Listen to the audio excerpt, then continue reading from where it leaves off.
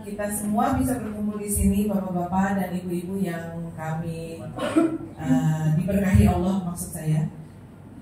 Dalam hal ini kita diberikan kesempatan pada pagi ini kesempatan kita yang ketiga ya. Ya.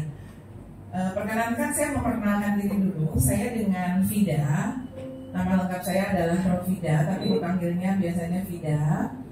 Dan saya berada di tergabung di Kors Mubalik dan Mubalighah Dewan Masjid Indonesia yang dalam hal ini bekerja sama dengan Disbin Halal di bawah pimpinan Pak Sandi, dan ini adalah Ustadz Margiono yang kita biasa panggil, karena beliau nggak mau dipanggil Ustadz ya, Bapak dan Ibu. Biasanya karena banyak ngajar anak muda, jadi dipanggilnya Omar. Ya, syukur alhamdulillah. Dan kebetulan saya bisa berada di sini. Pimpinan kami itu di Dewan Masjid Indonesia, Pak JK, menugaskan saya untuk masuk ke angkatan. Syukur alhamdulillah. Qadarullah, asbab dari Pak Erwin, kebetulan Wakasal itu waktu di SMA dulu murid saya komputer, dan ketika saya mencari siapa yang bisa saya hubungi, sama Allah ditunjukkan ada Mas Erwin. Kemudian saya hubungi, alhamdulillah beliau menyambut dengan baik. Kan dulunya komputer, dan sekarang kembali ke Al-Quran. Jadi di sini kita akan mempelajari tematik Al-Quran, bapak-bapak dan ibu-ibu semua. Apa itu tematik Al-Quran? Jadi tematik Al-Quran ini adalah kita mempelajari Al-Quran dan kita membaca dengan bahasa Indonesianya.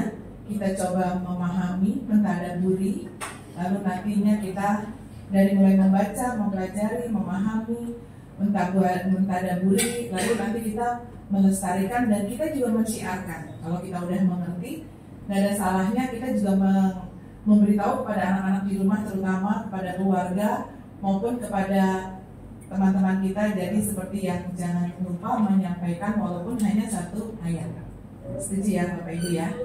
Oke, bismillahirrahmanirrahim. Mungkin Omar, saya mulai ya. Nanti akan dilanjutkan oleh Omar. Syukur alhamdulillah kami juga kemarin sudah mengadakan pertama kali di Marinir Kuitang ya. Kuitang ya. Ini dengan Mas Andi bagian media kami. Kita di Kuitang di bawah pimpinan Pak Endi, dan kebetulan dan Warmarnya ikut kemarin. Hampir 200 orang ya Mbak ya di masjidnya, syukur alhamdulillah.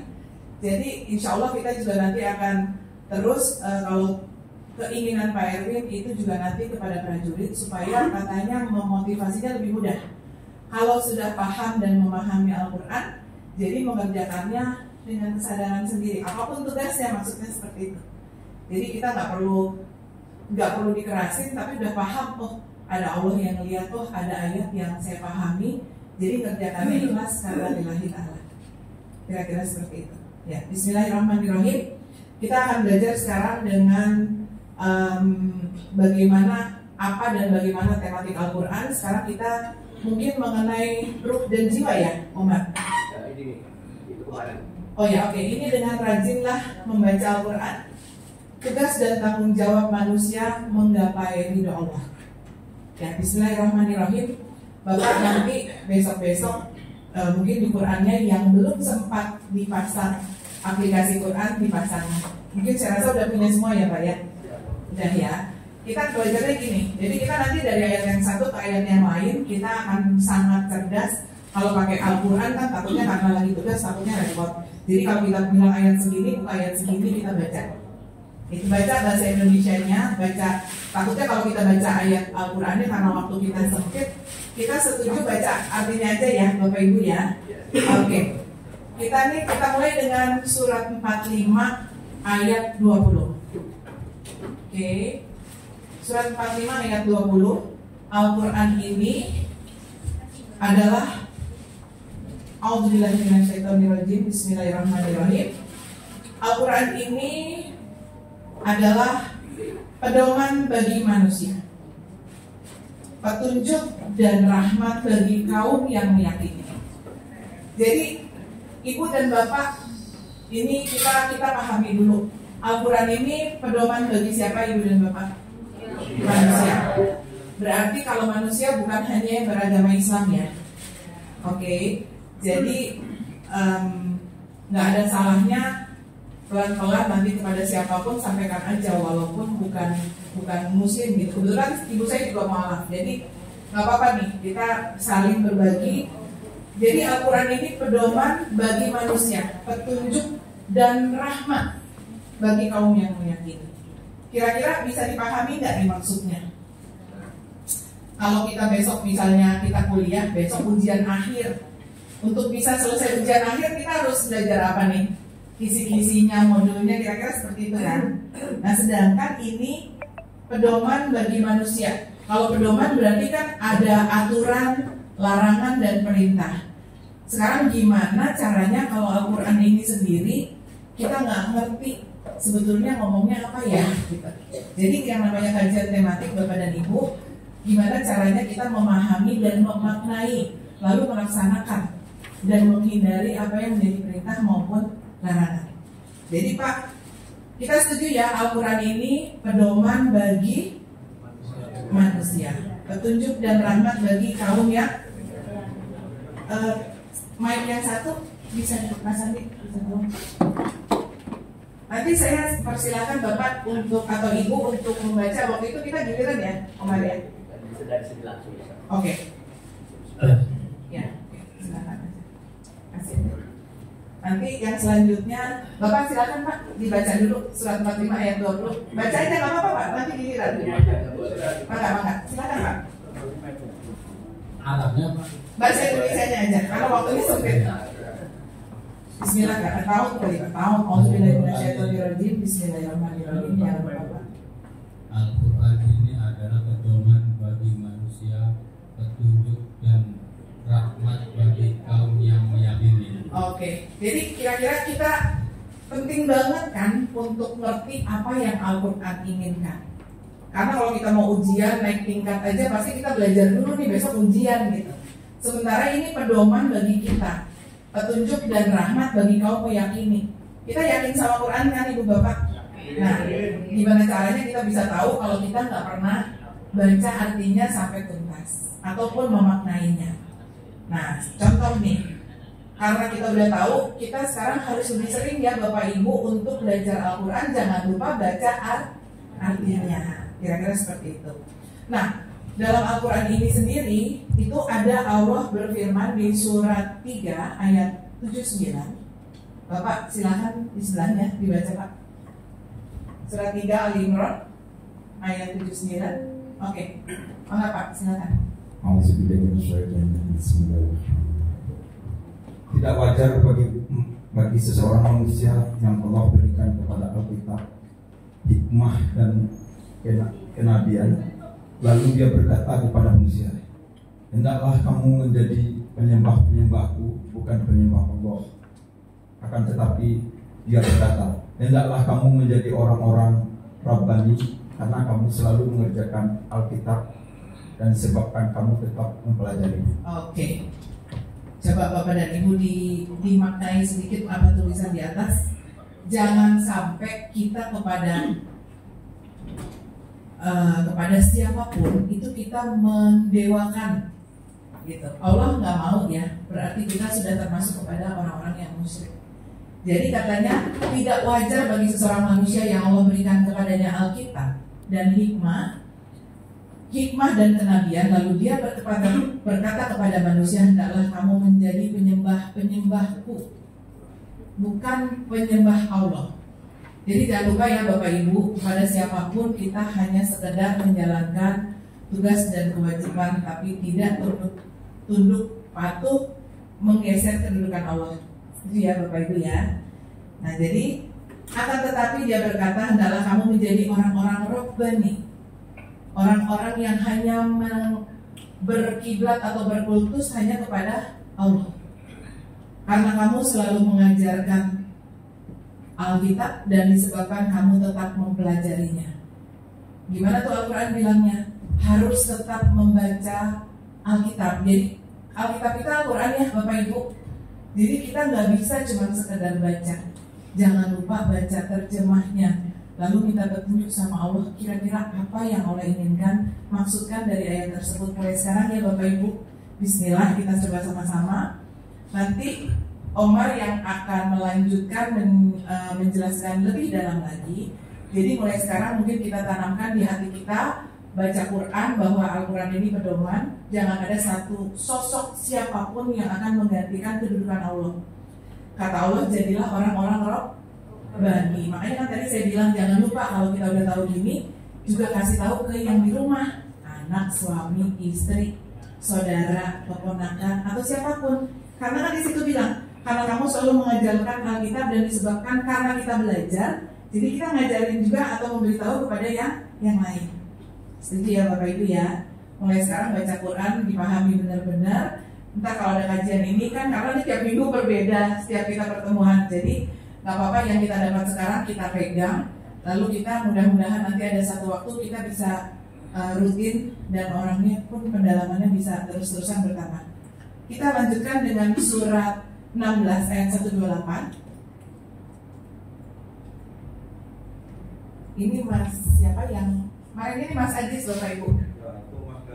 Mas ganteng. Kayaknya ganteng semua ya. Masya Allah. Ya oke. Bapak silakan. Maaf Pak Ari.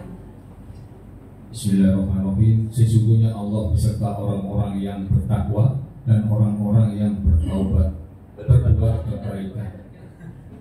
Bapak, obatnya jangan lupa Pak ya. Bercanda. Jadi Allah bilang apa nih Bapak Ibu? Sesungguhnya Allah beserta orang-orang yang bertakwa dan orang-orang yang berbuat kebaikan. Janji Allah, kita jadi sama Allah jauh pada dekat nih Pak? Dekat, tapi harus bertakwa. Nanti kita coba bahas takwa itu apa. Dan orang-orang yang selalu berbuat kebaikan. Jadi kita nggak usah takut ditinggal sama Allah, asal kita bertakwa dan kita berbuat kebaikan, Bapak Ibu. Ya, jadi mungkin selanjutnya nih kita walaupun ilmunya cuma sekali ini, nanti kita ketemu lagi mungkin di pertemuan yang keberapa kita belum tahu. Paling tidak ditanamkan dulu di hati kita. Wah ternyata Allah janji nih, Allah bersama orang-orang yang bertakwa dan berbuat kebaikan, supaya kita masuk ke dalam takwa dan berbuat baik. Mungkin nanti Omar yang akan melanjutkan. Kita persilahkan Omar karena waktu juga nggak panjang. Kami juga setelah ini mengajar di Dewan Masjid Indonesia untuk kader mubalik dan mubalighah. Saya perkenalkan nama Pak. Setengah 10 sih. Kalau Pak kita pakai buruk jadi cepat. Ya mungkin dari saya sekian. Silahkan kita persilahkan kepada Pak Mardiono. Nanti apa artinya Mardiono? Keren juga sih namanya beliau. Silakan Pak. Mohon izin saya berdiri ya Pak ya. A'udzubillahi minasyaitonirrajim. Bismillahirrahmanirrahim. Assalamualaikum warahmatullahi wabarakatuh. Alhamdulillahirabbil alamin wassalatu wassalamu ala asrofil anbiya'i wal mursalin. Asyhadu an la ilaha illallah wahdahu la syarikalah wa asyhadu anna Muhammadan abduhu wa rasuluhu amma ba'du. Jika saya tidak pakai ini terdengar? Jangan begini ya. Oke, suara saya seperti tawadhu. Tadi ada informasi, jika ini yang lebih banyak kemarin, maka temanya kita ganti. Kebetulan banyak yang kemarin sudah, tapi secara singkat akan direview sedikit-sedikit. Hari ini kita mau mencoba tentang tema tugas dan tanggung jawab manusia ridho ilahi. Nama saya Mardiono, yang baru kenal. Mardi artinya jalan, Ono artinya ada. Jadi Mardiono artinya jalan ada. Ada jalan. Alhamdulillah difasilitasi sama Komandan Ustadz Safrudin. Thank you banget ya. Semoga tidak bosan dengan saya. Alhamdulillah. Jadi saya di kampus UHAMKA tadi jemput di Fakultas Teknik yang di Jalan Merdeka 4. Saya jam 6:30 sudah di sana. Alhamdulillah nggak terlambat. Panggilannya biasa di kampus tuh Omar. Jadi saya ngajar tuh pokoknya you and me adalah friends. Saya bukan ustadz, saya bukan guru, bukan dosen. Pokoknya bikin pertanyaan, cari pertanyaan yang tidak bisa Omar jawab. Nah, bapaknya buat semangat aja sih. Padahal biasalah juga jawab. Nah, apa sih tugas manusia? Kita ngeliat dulu. Allah menciptakan selain alam semesta ada dua makhluk. Surat ke-51 ayat 56 Ustadz Naufal. Thank you banget Ustadz Naufal. Semoga banyak rezekinya. Roman-romannya sudah ada pasangannya belum nih? Serius? Udah mendoakan. Tapi saya mendoakan lagi nih. Surat ke-51 ayat 56. Sambil saya bacakan. A'udzubillahi minasyaitonirrajim. Bismillahirrahmanirrahim. Wa ma khalaqtul jinna wal insa illa liya'budun. Dan tidak aku ciptakan, aku itu Allah di sini. Dan saya bolak-balik apa-apa ya. Dan tidak aku ciptakan, Allah ciptakan, ya, jin dan manusia. Jadi Allah menciptakan dua makhluk di sini apa saja namanya Pak? Jin dan manusia. Ada yang jin tunjuk jari.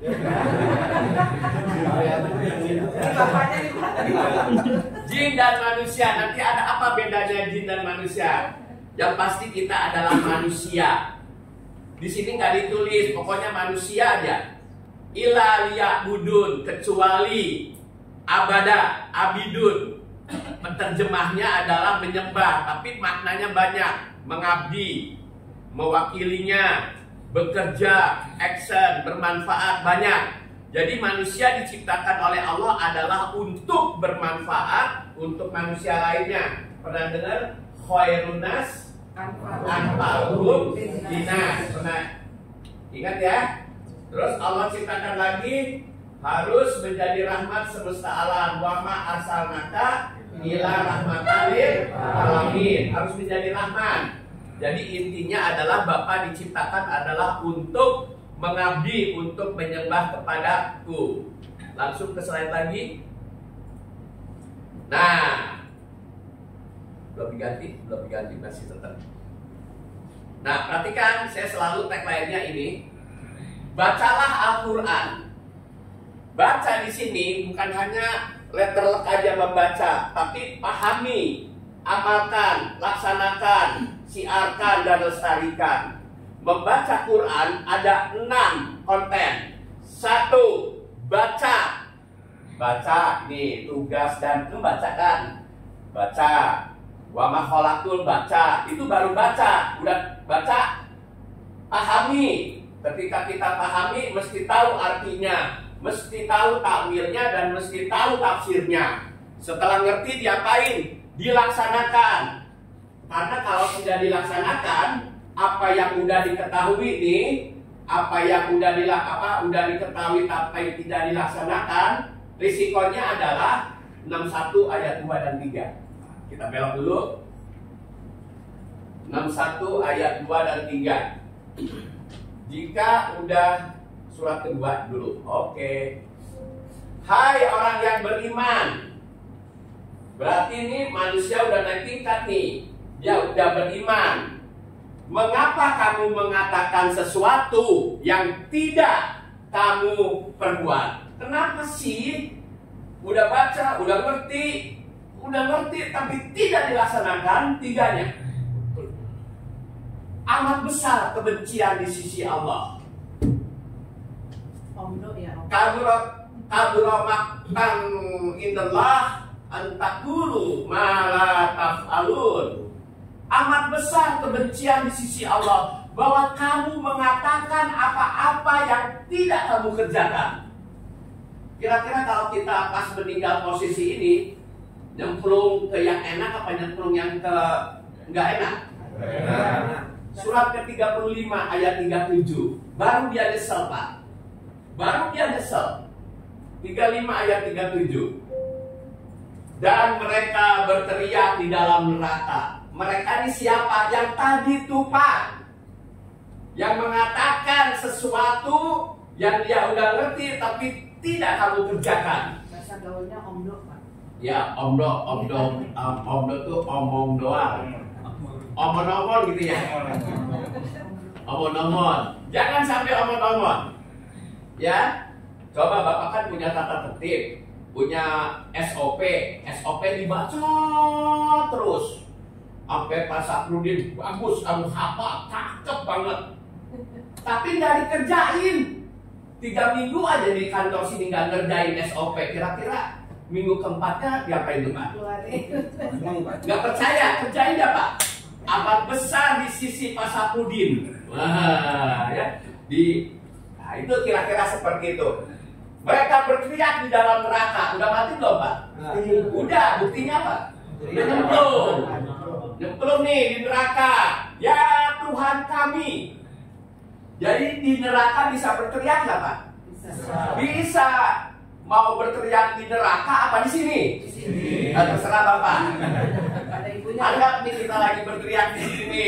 Ya Tuhan kami, keluarkanlah kami. Minta apa sama Allah? Mintanya ke Allah apa ke guru ngajinya? Mintanya ke pasangan yang tercinta apa ke Allah? Apa dia minta? Keluarkan, niscaya kami akan mengerjakan amal yang baik, amal yang soleh, berlainan dengan yang telah kami kerjakan. Ya Allah, keluarkan dong. Dulu saya berbuat baik, tapi tidak sesuai dengan petunjukmu. Udah, amal soleh bagus banget, tapi kok nyemplung, ternyata tidak sesuai dengan petunjuknya. Jadi waspadalah, ada orang yang sudah berbuat baik tapi tidak sesuai, nyemplungnya error loh Pak. Apa kata Allah?